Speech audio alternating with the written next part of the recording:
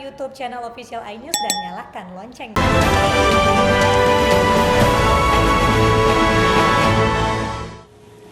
Pemirsa, bagi Anda yang baru bergabung bersama kami, iNews Pagi akan menyajikan kembali informasi yang sudah dipilihkan oleh redaksi kami, yaitu diantaranya adalah petugas Satpol PP Kota Jakarta Timur menertibkan puluhan pedagang yang melanggar PPKM di sepanjang Jalan Cawang Sutoyo, Jakarta Timur. Ya, puluhan pedagang ini ditindak karena melanggar batas waktu operasional yang ditentukan serta menimbulkan keramaian.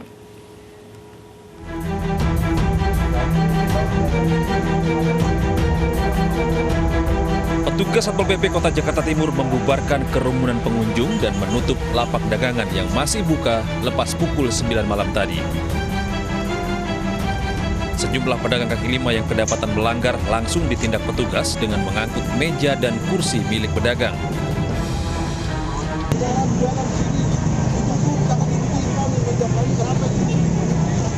Pedagang yang tidak terima diberi sanksi sempat protes hingga adu mulut pun terjadi. Penindakan PPKM di kawasan Jakarta Timur ini dilakukan karena banyaknya pedagang kaki lima yang berjualan melebihi jam operasional. Selain itu, puluhan pedagang ini juga menimbulkan kerumunan masyarakat dan melanggar protokol kesehatan. Masyarakat bukannya makin takut, tapi mereka makin nggak sadar. Terbukti di belakang kita nih, terutama anak-anak muda ya di Jalan Raya Sutoyo, ya termasuk kegiatan pengawasan pelaku usaha, ya mereka juga masih melakukan pelanggaran. Karena dari pemerintah DKI sendiri, kita udah ada tenggang waktu sampai jam 9 malam, tapi mereka kenyataannya sampai jam segini aja masih buka. Ya. Selanjutnya, seluruh pedagang yang ditindak langsung diberi sanksi berupa denda dan dilarang beroperasi selama 2 hari ke depan. Dari Jakarta, Den Helmi Sajangbati, iNews melaporkan. Seorang polisi dan seorang pelaku kasus dugaan penganiayaan tenggelam di Sungai Martapura, Banjarmasin, Kalimantan Selatan. Pelaku yang masuk dalam daftar pencarian orang melawan petugas saat hendak ditangkap. Keduanya pun terjebur ke sungai dan hilang.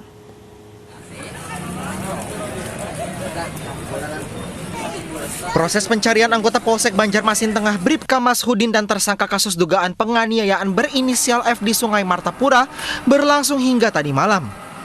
Keduanya hilang tenggelam di Sungai Martapura. Kejadian berawal saat Bribka Mashudin hendak menangkap tersangka F yang selama 6 bulan terakhir menjadi DPO kepolisian di tepi Sungai Martapura. Namun tersangka F melawan ketika hendak diringkus dan keduanya tercebur ke sungai. Anggota dan pelaku tersebut tercebur ke sungai berdua dan di sungai bergumul.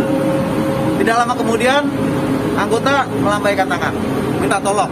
Kemudian setelah minta tolong, satu personil Polri terjun ke sungai juga, ingin menyelamatkan anggota tersebut. Ketika sudah terjun, berjarak berapa meter, ada 4 meter tadi, ternyata ada ombak besar, ya, karena ada speedboat lewat. Ketika speedboat lewat, anggota yang menolong mundur juga ke belakang, kemudian yang meminta tolong anggota Bribka atas nama M dan tersangka yang saat itu bersamanya tidak terlihat lagi. Operasi pencarian Bribda Mashudin dan tersangka F di Sungai Martapura rencananya akan terus dilanjutkan dengan menyisir Sungai Martapura menggunakan perahu karet. Dari Banjarmasin, Kalimantan Selatan, Denny M. Yunus, iNews melaporkan. Sementara di Mataram, Nusa Tenggara Barat, pemirsa, seorang janda cantik yang juga masuk DPO atau daftar pencarian orang selama 2 bulan dalam kasus sabu berhasil dibekuk. Ya, ayah tersangka membantu polisi dalam proses penangkapan. Janda cantik berinisial RA 23 tahun akhirnya berhasil ditangkap tim Satres Narkoba Polresta Mataram setelah buron selama 2 bulan. Drama penangkapan RA berlangsung di Jalan Langko, Mataram berkat kerjasama polisi dengan ayah kandung tersangka. Sebelumnya ayah RA telah berulang kali membujuk anaknya untuk menyerahkan diri.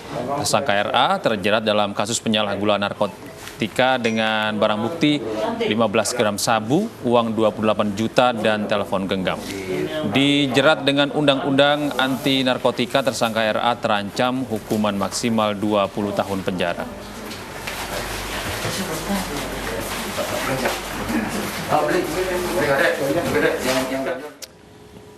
Seorang ibu rumah tangga nyaris dihakimi massa saat mencopet di Pasar Piladang, Kabupaten 50 Kota, Sumatera Barat. Iya, dan pelaku pencopet ini bersama rekan-rekannya yang juga ibu rumah tangga dan tergabung dalam sindikat copet lintas provinsi.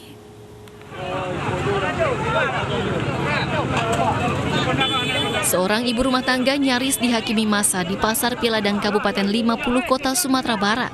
Ia kedapatan tangan tengah mencopet. Pelaku tidak bisa berbuat banyak karena saat tertangkap warga, di tasnya ditemukan ponsel hasil curian. Beruntung, polisi segera turun tangan menangkap pelaku sehingga tidak sempat dihakimi massa. Pelaku mengaku menjalankan aksinya bersama 3 rekannya yang juga ibu rumah tangga dan seorang rekan pria yang menunggu di mobil. Sementara korban mengaku kehilangan ponsel dan uang tunai saat sedang berbelanja di pasar. Ya, tadi sedang belanja, pas belanja tuh pertamanya ngambil dompet, mau beli cabai. Setelah itu pas ngambil dompet, dipikir lupa meresletingkan tas kan, pergi beli bawang, setelah itu pergi beli wortel, setelah itu pergi ke tempat teman yang dia jualan kain. Pas di sana, dibilangnya, "Bu, yang maling tadi udah ditangkap loh, Bu." Maling apa nah? Itu orang maling-maling HP sama dompet katanya kan. Diduga pelaku merupakan anggota sindikat copet lintas provinsi. Polisi kini memburu rekan-rekan pelaku yang melarikan diri. Dari 50 Kota Sumatera Barat, Agung Sulistyo, iNews melaporkan. Nah, ini sungguh miris ya untuk sindikat pencurian yang didalangi oleh emak-emak ini justru lintas provinsi. Ternyata ada jaringannya luas, ternyata jaringannya ada lebih luas. Setidaknya ada 3 ibu rumah tangga yang terlibat dan ada satu orang laki-laki yang berfungsi sebagai supir katanya. Iya, ini dan bisa didalami lagi oleh kepolisian, jangan-jangan ini ada sindikat yang bisa lintas pulau bahkan. Bisa jadi gede. Dan pemirsa, kita ke informasi selanjutnya. Ini polisi berhasil membongkar industri rumahan yang memproduksi senjata api ilegal di Banyuwangi, Jawa Timur. Ya, berbagai senjata api, rakitan dan amunisi disita dan 4 orang yang ditetapkan sebagai tersangka terancam hukuman mati. Jajaran Polresta Banyuwangi, Jawa Timur berhasil membongkar industri rumahan yang memproduksi senjata api ilegal. Berbagai jenis dengan barang bukti senjata api ilegal beserta amunisi disita dalam penggerebekan di sebuah rumah di Kecamatan Giri, Banyuwangi. 4 orang ditetapkan sebagai tersangka dalam kasus ini. Mereka adalah pembuat senjata api rakitan berinisial NM berusia 51 tahun yang diketahui belajar secara otodidak, serta 3 pembeli senjata rakitan berinisial IPWCS dan AW. Keempatnya dijerat pasal 1 ayat 1 Undang-Undang Darurat nomor 12 tahun 1951 dengan ancaman hukuman kurungan seumur hidup hingga hukuman mati.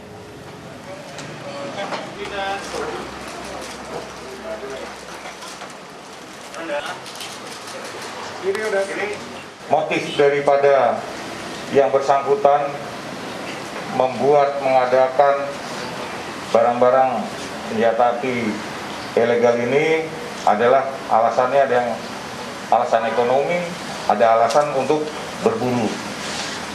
Dan kepada keempatnya dikenakan pasal 1 ayat 1 Undang-Undang Darurat nomor 12 tahun 51 dengan ancaman hukuman mati dan hukuman penjara seumur hidup atau penjara selama 20 tahun. Pemirsa, informasi tadi sekaligus mengakhiri jumpa kita dalam iNews Pagi. Saya Arlista Hadi. Ya, dan saya Gede Satria undur diri. Terima kasih atas kebersamaan Anda. Selamat beraktivitas, tetap sehat, tetap semangat, dan sampai jumpa.